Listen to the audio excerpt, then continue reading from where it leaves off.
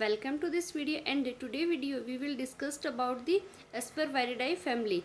Aspervirus or Aspergillosis is the DNA virus family. They have the double stranded DNA virus. African swine fever virus is a single species that classified in the Aspergillus genus. Then the African swine fever virus is transmitted by the arthropod. This is the single DNA virus that is transmitted by the arthropods. That is the Asper virus or African swine fever virus. African swine fever virus is in fact only on the swine species, include both of the domestic and wild species of the swine, and also transmitted by the arthropods. And the Asper virus or African swine fever virus have much similarity with the pox virus, include the genome structure and method of the replication in the host cell. They are the similarity in both of the African swine fever virus and pox virus. The genome of the African swine fever virus is the single molecule of the linear double-stranded DNA virus. Because of it is DNA virus, but it replicate in the cytoplasm of the cytoplasm of the host cell. But it is DNA virus, and all DNA virus are replicate in the nucleus of the cell. But the Asper virus or African swine fever virus is replicate in the cytoplasm of the cell, and the virus is released through the budding through the plasma membrane or by the cellular disintegration. Then discussed about the Aspergillosis family. The Aspervirus is the single genus that is included in the Aspergillosis family. The African swine fever virus is the type species of this genus. Means in this genus, one species include, that is the African swine fever virus is the only known DNA virus that transmit by the arthropod. The African swine fever virus is the only DNA virus that transmitted by the arthropods. This is transmitted by the arthropods. This is important. Then the general features of the African swine fever virus, that is it is enveloped DNA virus. African swine fever virus is the enveloped DNA virus. This virus have the icosahedral symmetry. African swine fever virus have the icosahedral symmetry. Next point, consists of a single molecule of the linear double-stranded DNA. Aspervirus or Aspergillosis family members, they are contain the single molecule of the linear double-stranded DNA as a genetic material. Next point, replicate in the cytoplasm of the host cell. They are replicate in the cytoplasm, but they are DNA virus, but they replicate in the cytoplasm of the cell. All DNA virus replicate in the cell nucleus, but Aspervirus is replicate in the cytoplasm of the host cell and in soft tick of the Ornithodorus species. They are also replicate in the tick, that is the Ornithodorus species. They are the main species of the tick that transmit the African swine fever virus. Next point, only known DNA virus that transmitted by the arthropod. This is only known DNA virus that transmitted by the arthropod. This is important point. Next one is the stable in the environment over a wide range of the temperature. Means they are stable in environmental condition, that is the wide temperature range, and temperature range include the 4 degree to 20 degree centigrade, and pH values where wide range of pH and wide range of the temperature, they are survive in the environmental condition. and the disease caused by the African swine fever virus, that is the African swine fever virus. And the African swine fever virus is in fact only on the swine, both of the wild and domestic swine infected with the African swine fever virus. Next, detail discussed about the African swine fever virus. African swine fever disease, sorry. This is an economically important viral disease of the pig. Why economically important? Because of it causes a high mortality rate. And the replication of the virus occurs in the ticks. Most of the replication of the virus occurs in the tick and also in the host species. Then the infected with the African swine fever virus. Next one is the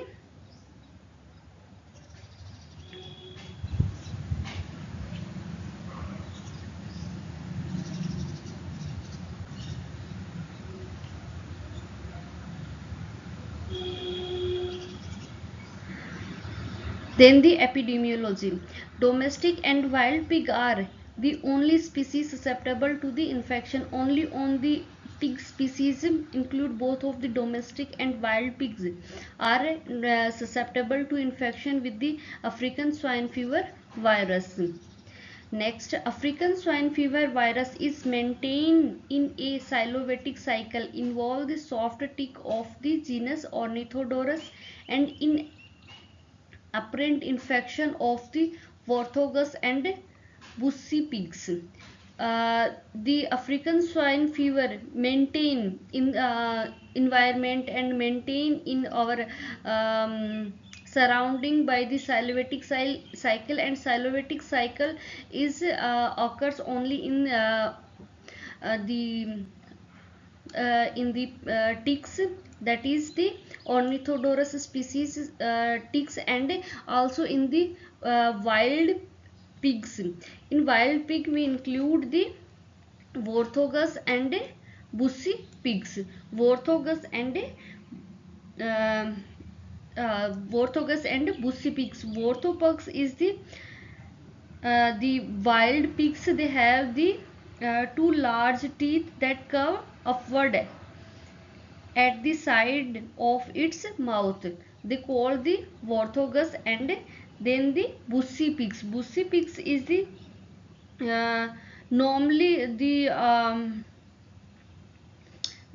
the wild pigs. They have the brown and black with the tail marking on the face. They called as the Bushy pigs. So these are the two pigs species,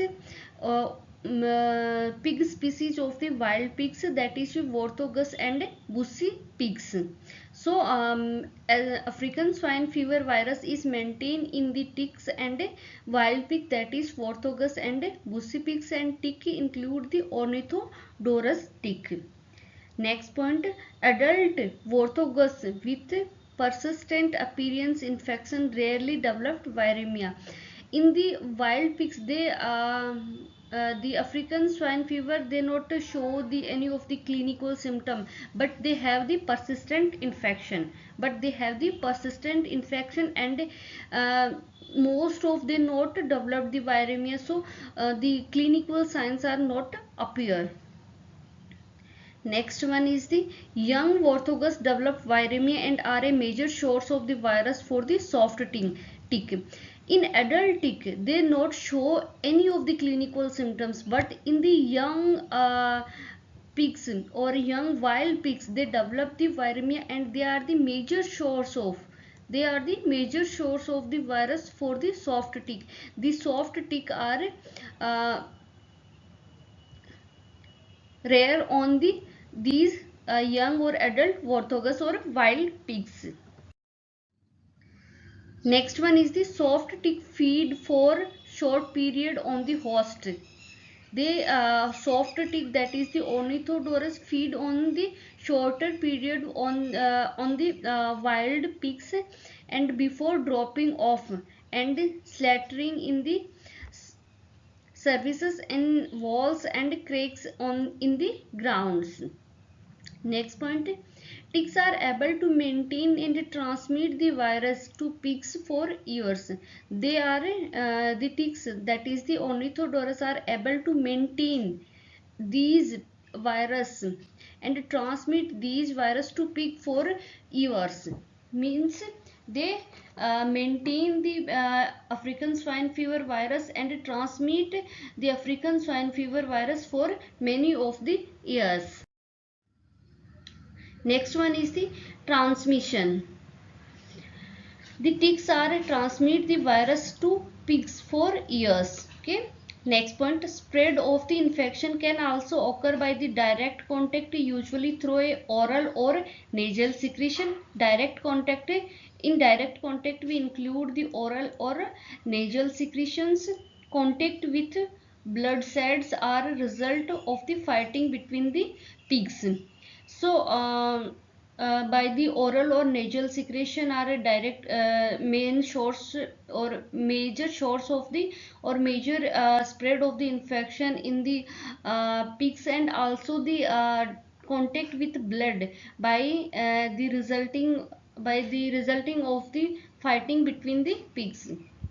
Next one is the indirect transmission can occur through the contaminated transport vehicles, fomites and footwears. They are also a major source of the infection in the transmission of the African swine fever virus. They include the transport vehicles, fomites and footwears. Next one is the pathogenesis and pathology. First point, infection in the domestic pig is usually acquired via the oronasal route. Mainly in domestic pig, the virus enter in the pig body by the oronasal route. Main route is the or maybe oral route or maybe nasal route. Next point, the virus replicate initially in the pharyngeal mucosa, tonsil and the regional lymph nodes. First one, after entering of the virus in pig body, they are replicate in the pharyngeal mucosa, tonsil and regional lymph nodes. Next point, then spread via the bloodstream to other lymph node, bone marrow, spleen, lung, liver and kidney. After to the infection and multiplication virus in the pharyngeal mucosa, tonsil and regional lymph node, they are spread to other organs and other systems of the animals by the bloodstream, in include the lymph node, other lymph node, bone marrow, spleen, lung, liver and kidney. Next point is secondary replication in these sites result in prolonged viremia. First, primary replication occurs in the pharyngeal mucosa, tonsil and regional lymph node, and secondary replication occurs in the other lymph node, bone marrow, spleen, lung, liver and kidney. So the prolonged viremia is occurs. Then include the clinical sign. The incubation period, which may extend from 4 to 19 days, is 5 to 7 days in acute case. In acute case, the incubation period is 5 to 7 days. In general condition or in acute condition, the viremia is incubation period of the African swine fever virus is 5 to 7 days, but it may be extend from 4 to 19 days. Next point, animals with per-acute disease die suddenly without premonitory clinical sign. In per-acute case, animal is die without showing any of the clinical sign, just like occurs in the anthrax. In anthrax also, the animal that affected with the Bacillus species, they are not show any of the symptoms, they are die suddenly. And also in the African swine fever virus, the animal are die suddenly without prominent clinical sign.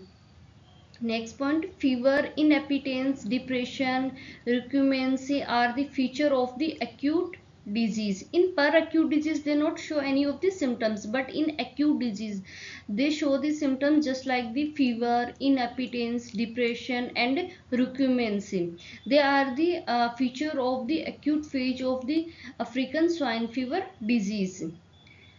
Other signs include the dyspnea, conjunctivitis, diarrhea, bleeding from the nose and rectum, and abortion also occurs in the acute phase of the disease, acute phase of the African swine fever disease. That include the dyspnea, conjunctivitis, diarrhea, bleeding from the nose and rectum, and abortion occurs in pregnant male pigs.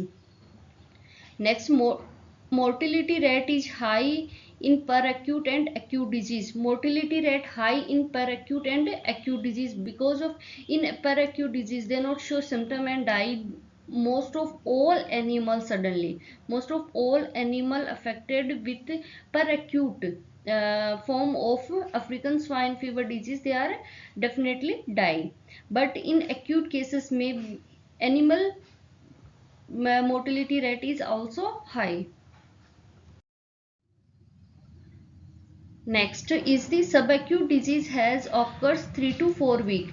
In subacute form of the African swine fever disease, the course is the or duration is the 3 to 4 week. In subacute forms, clinical signs include the pneumonia, swollen joints, emaciation, depression, and inappetence. In subacute form, the clinical signs include the pneumonia, swollen joints, emaciation, depression, and inappetence. Next one is the mortality rate is variable. Mortality rate is variable in the subacute form of the African swine fever disease. Depend on the age and the general health of the infected animal. The mortality rate is depend on the age and the general health of the infected pigs. Next point, animals may recover clinically or may develop a chronic form of the disease where African swine fever virus is endemic in some area of our world, just like the Africa. There, the African swine fever virus is endemic. In endemic area, animal may recover clinically or may develop the chronic disease also. Then lesions. In lesions, we include the splenic enlargement. First lesions, that is the splenic enlargement. Next one is the swollen hemorrhagic gastrohepatic and renal lymph node. Gastrohepatic and renal lymph node swollen and hemorrhagic. Okay. Next one is the subcapsular petechiation in the kidney. Next one is the oedema of the lungs and hydrothorax. These are the lesions found at the time of the post-mortem. At the time of the post-mortem, we found some of lesions, that is these. Next one is the diagnosis. In the diagnosis, we mostly we confirmatory diagnosis is required for the African swine fever virus because of much similar to other diseases like the classical swine fever, rapsils, septicemic salmonellosis, and also with the anthrax. So the confirmatory diagnosis is required for the African swine fever virus. So first point, laboratory confirmations of the African swine fever is mandatory because clinical signs and lesions which may occur in some other important pig disease such as the classical swine fever, rapsils, and septicemic salmonellosis are similar. In those disease, the clinical symptoms and clinical signs and lesions much similar. So confirmatory diagnosis is required for the African swine fever virus. So first one is the which sample we will take for the African swine fever virus, that is the blood, serum, tonsils, spleen and lymph node. These sample we can take for the confirmatory diagnosis of the African swine fever virus, that is the blood, serum, tonsil, spleen and lymph nodes. Next one is the most convenient and frequent test is the PCR. Most of the confirmatory diagnosis of the African swine fever virus, we mostly use the PCR because of the PCR is the most specific and accurate test. Most specific and accurate test for the African swine fever virus than the other diagnostic method or other diagnostic test. So most frequent test used for the diagnosis of the African swine fever virus is the PCR, that is polymerase chain reaction. Next one is the direct immunofluorescence. Also we can use the direct immunofluorescence test, which is fast and economical test, can be carried out on the impression smear or cryostat section. So we can use the direct immunofluorescence test. This is the fast and economical test, and for this test we can use the impression smear and cryostat section, but this test accuracy is only 40%. Accuracy of the direct immunofluorescence test is only 40% for the African swine fever virus. So this is the less accurate and less confirmatory test for the African swine fever virus. So most accurate and frequent test of the PCR. Next one is we can also use the antibodies precipitation for longer period is in recovered animals. In recovered animals we can use the antibody precipitation test also use, but most common and most frequent test used for the confirmatory diagnosis of the African swine fever virus is PCR. Next one is the control. How to control the African swine fever virus? First one is the vaccine is available, but the mutation always occurs in virus, so they are not provide complete protection.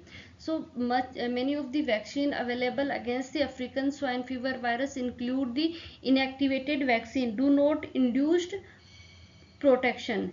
Inactivated vaccine, then they do not produce induced protection.